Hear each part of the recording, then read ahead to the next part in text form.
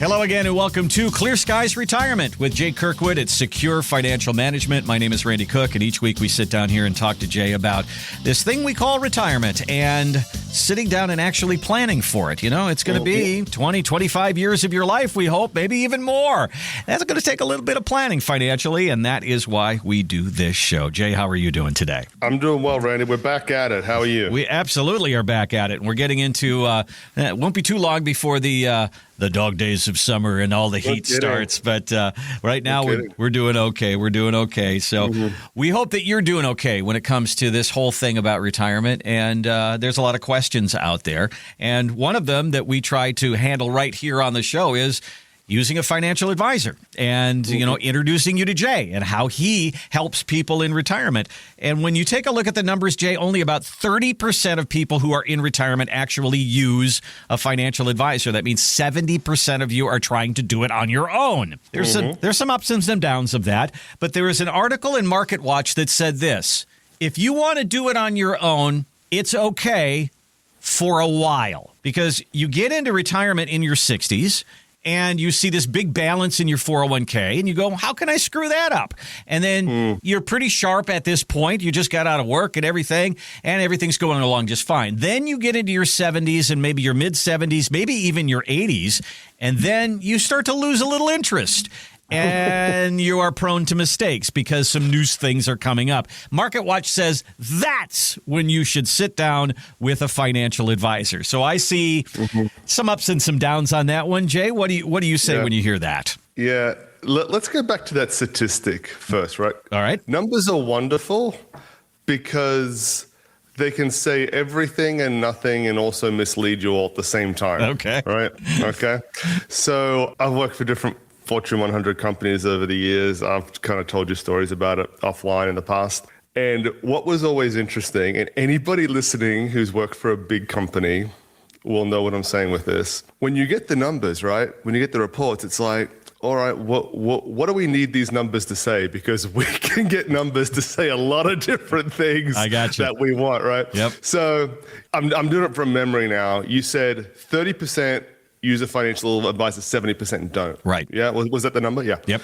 I would say that is absolutely spot on and an incredibly misleading statistic at the same time. Okay. How so? Why? Well, let's not even set the bar high. Okay.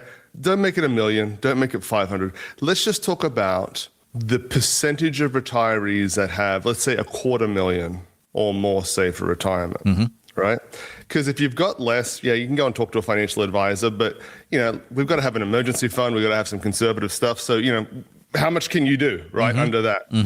About 25 to 30% of retirees have 250,000 or more saved. Okay. So your numbers are actually also saying that almost 100% of people that have 250 or more use an advisor. That's what it's really saying, right? So you look at the surface, you're like, wow, that's surprising. Put some color around it, and it becomes a lot clearer. And what you'll find is as you move up that net worth or investment amount category, up to 500, up to 1 million, that stat becomes significantly higher, right? As you would expect.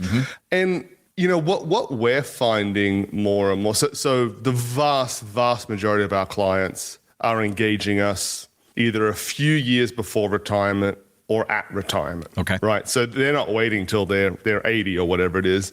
And, you mentioned something. You said, you get out of retirement, you're kind of sharp, you're still kind of, active, you're a bit more switched on. You're right with what you said, because if you're going to do your own investments, and there's some people that I think should. We have not plenty, but we have people that come in and see us and, we're just like, hey, look, you should do this yourself, right? You're very engaged in it. I don't think you want to hand it off to somebody. You're pretty smart. You know what you're doing, and you enjoy it, right? You're going to have to put several hours a week at least into this if you want to stay on top of it and you want another job. Our clients don't. They're like, see ya, we're going traveling. That's why we retired, right? And we're handing this off to you. But to your point, what we are seeing now, and this has ticked up over the last few years, we have our clients, and let's say the average age is, 63. I don't know. I have to go and do the numbers. They're bringing their parents in now. that are in their mid-80s, late 80s. And they're like, hey, my mom and dad have had $3 million sitting in CDs since the 90s, and they need to do something with it. And so, I think there's elements of that is those stats that are accurate. There's a lot more color behind it than it appears, right? Gotcha. When I also think about what happens to you in your 70s and 80s, that's where it actually becomes kind of complicated. So I can see how somebody would just draw money down and that's okay. Everything's going just fine. Then you get to 75 and somebody says, have you heard of RMDs? And then you go, what? And then you got to figure that out. And then you start to see your mortality in your 70s and 80s, and you start to think about legacy planning and how's this going to affect your kids and things. And then it starts to get a little more complicated. So I understand that's where you probably need somebody. But you've said this very much in the past, is if somebody comes up against RMDs and goes, I don't need this money, and they're making me take this money, and it's causing me all sorts of problems. What can I do? And your answer is, gee, you should have come see me 10 years ago. And I never want to have an advisor look at me and say that. Yeah, and you've lost, you retire at 60. For most people now, RMDs are 73, 74, 75. It's a graduating schedule. If you lose that, whatever you want to call it, 13, 14, 15-year runway, and you just arrive at RMDs, you've lost some of the most important tax planning years of your life. And even if we take it a step further, right? So they're looking at those stats of, people getting into their 70s, 80s, whatever it is, and then they're looking for a bit more professional help. I would also say more than likely what's happening is those people that are further down the retirement path, I guess you'd call it, right? The further you get down there, the more and more of them have pensions. Okay. The more and more of them were less reliant on managing and distributing investments to make sure they don't run out of money. So if you've got a few $100,000 in a 401k or whatever it is, but you've got a nice fat pension, you've got some Social Security coming in, that's probably what you're living off. And then the investments, it's not that they don't matter, but you're not depending on them for your retirement, right? The people that we've got rolling through the office now, if there's a pension, it's not much. And they're not going to be living off just that small pension, if anything, and Social Security. They've got a variable account there. They might have a nice size 401k. We see that all the time. But now it's, hey, I'm not on autopilot. I don't have my parents' situation. I've got to make this last the rest of my life, and it's on me. Yeah. One of the things that I see from our conversation here is retirement financially gets more complicated as you get into it. And why not know that ahead of time, see that down the line, and say, okay, we're not going to want to go here. Let's head this one off before it happens. And we're going to do that with some planning here in our 60s. To sit down with Jay and go through that and kind of take the telescope and say, okay, what am I headed for when I'm 80? When I'm 85, when I'm 90, what's going to happen there, and how do I prepare for that now? That's a good conversation to have, and Jay will have that for you at no cost or obligation. Give him a call or use the website. Here's the website, retire210.com. Pretty simple, retire210.com. Tool around the website. You can get a copy of Jay's book, Wall Street's Game. Absolutely no charge on that. And let's schedule a meeting. Actually sit down and go through your concerns, your worries about retirement, all of these things. You see your friends retire. They seem to be doing okay. How are things going to go with you? Let's get it on the calendar. 210-985-6200. 210-985-6200. All right, so Barron's, they got a show on Sunday mornings that is pretty interesting sometimes, and they talk to a financial advisor about retirement and the number one fear. Everybody says, I don't want to run out of money. So they talked about that a little bit, and this particular advisor pinpointed the three things that she thinks are the biggest threats to your retirement and your retirement money. Number one, an unanticipated health event. Number two, an unanticipated market event. And number three, a client that breaks the bank on their splurging spending. Oh, those ones are rough. Okay. So tell me, that's her big three. Would those be your big three? Would you add some to that?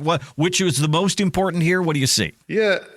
I mean, I think those three things are concerns any time of your life. Yeah, really. probably so. Not just doing retirement, but I mean, she's not off, like by far and away, and we talk about it here all the time on the show, is I don't want to be 85 or 90 and I've got just my Social Security left. Mm-hmm. That's scary, right? That's a scary option to have. And what this really all points to is the change that is going on in your life when you transition from work life to retirement life, right? And a lot of these things that she's mentioned here are tied into what I'll discuss right now. You're going from, some of our clients have worked for 40 plus years at a big company, right? And they're retiring and they're going from, hey, I had this job, this place to go, this purpose, I guess you could call it, for 40 years. I've got to find some time to fill my time now, right? Our clients don't have much trouble with that. Usually we hear, I don't know how I had time to work now that I'm retired, right? But it's also what comes with that. Well, I mean, I'm getting paid every 2 weeks. That's stopping. I'm responsible for that now. I didn't have to worry about my healthcare. I had that through my job. Well, I've got to figure out what the right options are with that now. So it's what she's highlighting is the complexities that change in your life with retirement, and she's spot on. Mm-hmm. And so we always talk about market risk and we talk about healthcare risk. This interests me, though, clients that splurge and they break the budget on their spending.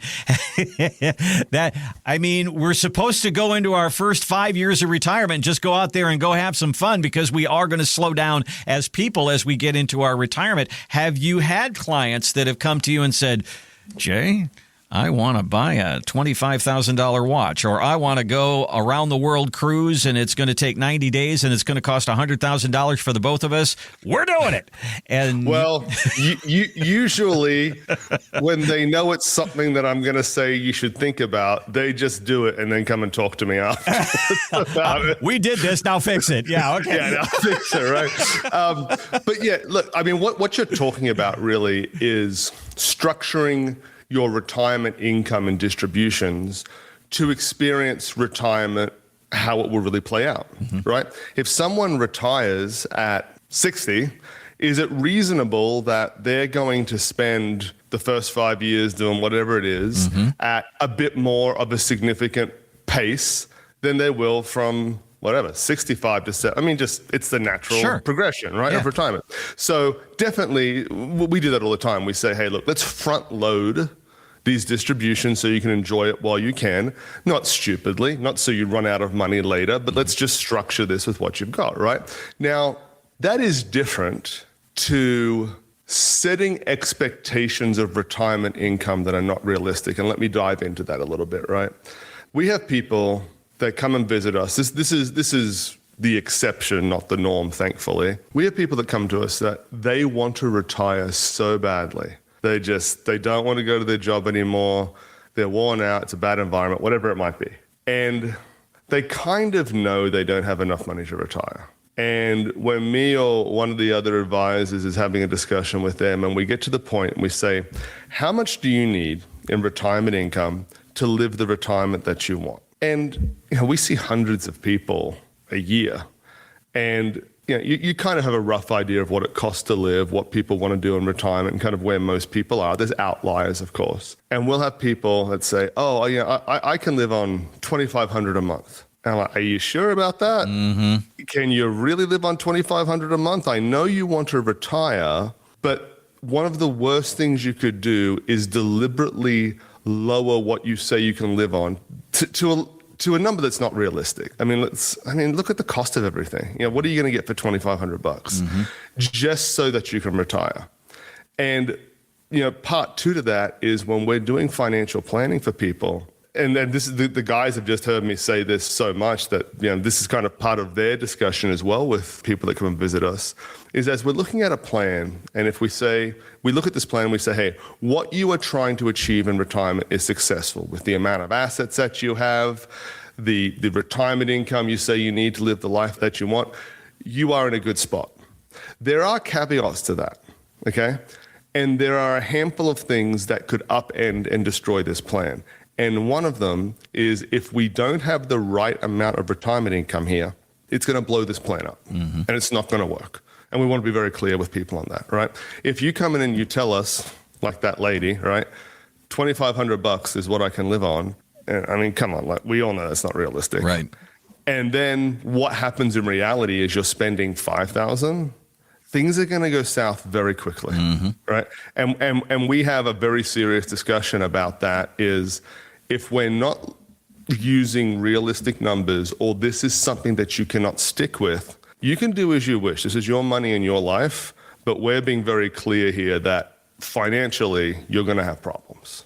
You're listening to Clear Skies Retirement with Jay Kirkwood at Secure Financial Management online. It's retire210.com. Look up Jay today, and on the website, you'll see Jay's book. It's called Wall Street's Game. Jay, they can get a free copy of that if they go to the website, and that'll kind of give them an idea of what you've been up against over the years, and you kind of written through some of those things. Just give people kind of a real good idea of what the conversation's going to be like if they come to sit down and talk to you. Tell me a little bit about it. So, I think I've told you this story until you're sick of hearing it. But when I started writing, it took me forever to write that book. When I started writing it, I was single and had no kids. And by the time I finished it, I was married and I had one, right? So that's how long it took me to put together. But yeah, at a high level, and it's not just the retirement planning, it's the whole investment ecosystem, right?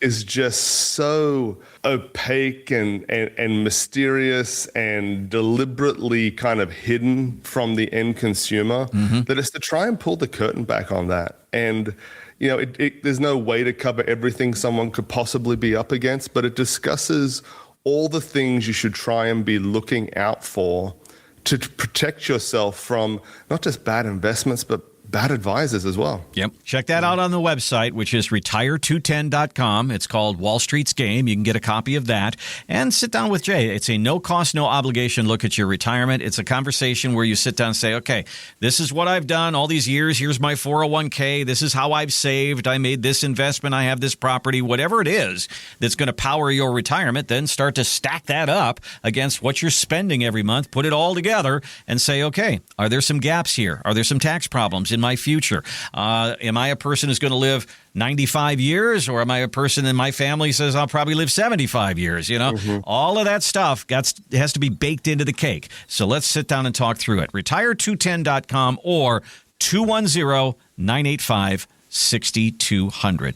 All right, Dana Ansbach. I've actually heard of her before, and we've played some things from her on the show before. She was just interviewed on the website called The Street, and she was talking about how she puts together portfolios, and she said 50% of what you've saved should go into some kind of guaranteed income. You're going to get Social Security, maybe you get a pension. Is it an annuity? What are you using to build that paycheck in your retirement years? So I thought 50%. Is that a big number, Jay? Is that a number that varies? Is that common?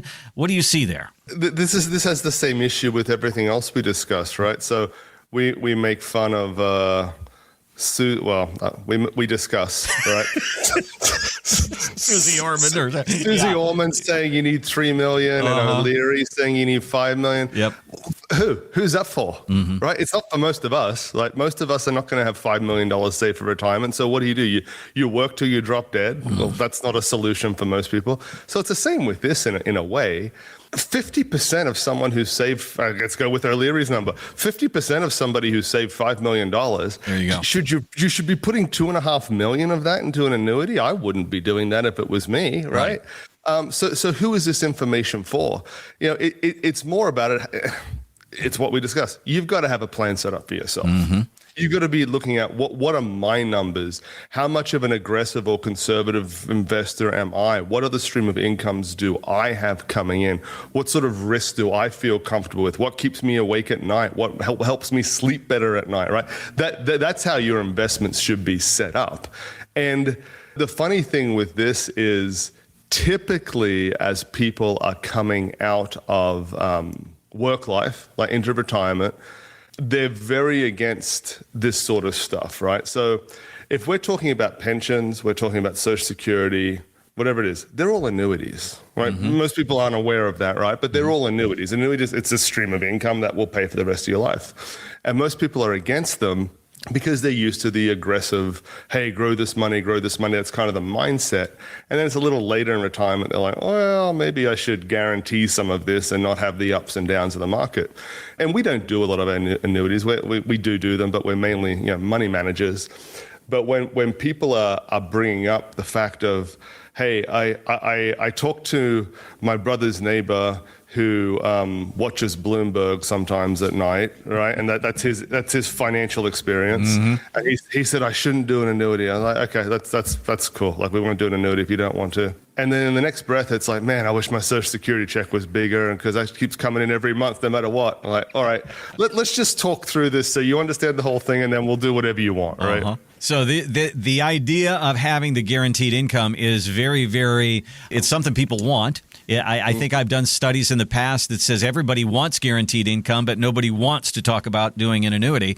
It's one of the options out there. And I think you bring up a really good point. We love Social Security. We love the idea of a pension. And then everybody's very sour on annuities. And, there are good mutual funds, there are bad mutual funds. There are good stocks, there are bad stocks. There are good bonds, there are bad bonds. There are good annuities, there are bad annuities. So, I mean, is it right for you? I mean, at least I think it's worth the conversation. Well, this is the last thing I'll say on it, because again, like we tend to be more investment focused in our firm. We do annuities when they're appropriate. This is the biggest hang, and this misnomer, this wrong idea. My mom had this, and it took me forever to convince her that that's not the case. And then finally she did something about it. She's like, oh yeah, it's not the case. There is an idea, and I don't know where it comes from, if it's back in the 70s or the 80s or whatever it is, that if you put money into an annuity and you pass away the next day, right, that the insurance company keeps it all. And so it's like, well, like even my mom has been like, she's kind of further along. I won't say how old she is. She's further along in her retirement journey. Let's just say that, right? Okay. And it's like, well, like I don't want to be in the markets too much, and we wish I had something that was more guaranteed. And I mentioned that to her, like, no, I'm not doing that. Like, I get one payment and the annuity company keeps everything. I was like, yeah, that's not how it works. Yeah. You don't get one check and then you get hit by a bus and they keep everything, right?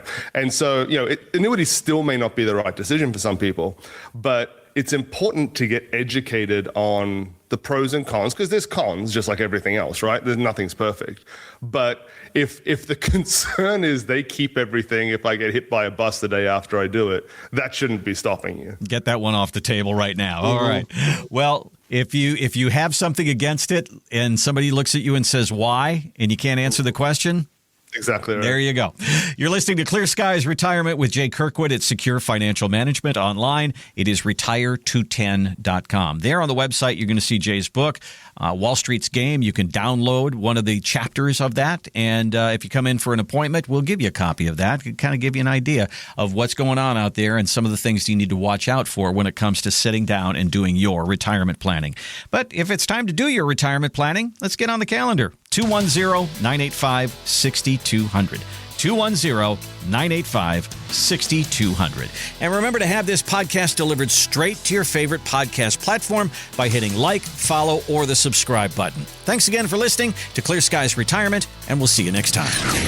Investment advisory services offered through investment advisory representatives at Secure Financial Management, a registered investment advisor. Exposure to ideas and financial vehicles discussed are not designed nor intended to be applicable to any person's individual circumstances. It should not be considered as investment advice, nor does it constitute a recommendation that anyone engage in or refrain from a particular course of action. Past performance is not a guarantee of future results. Investments can fluctuate, and when redeemed may be worth more or less than when originally invested. Financial professionals are not licensed in all 50 states. To find out if Secure Financial Management is licensed in your state, please contact their office. Secure Financial Management is not affiliated with nor endorsed by the Social Security Administration or any other government agency. Annuity guarantees rely solely on the financial strength and claims paying ability of the issuing insurance company. By contacting us, you may be provided with information about insurance and annuity products offered through Wholesalers Insurance. Jamin J. Kirkwood, Texas Insurance License number 1421850.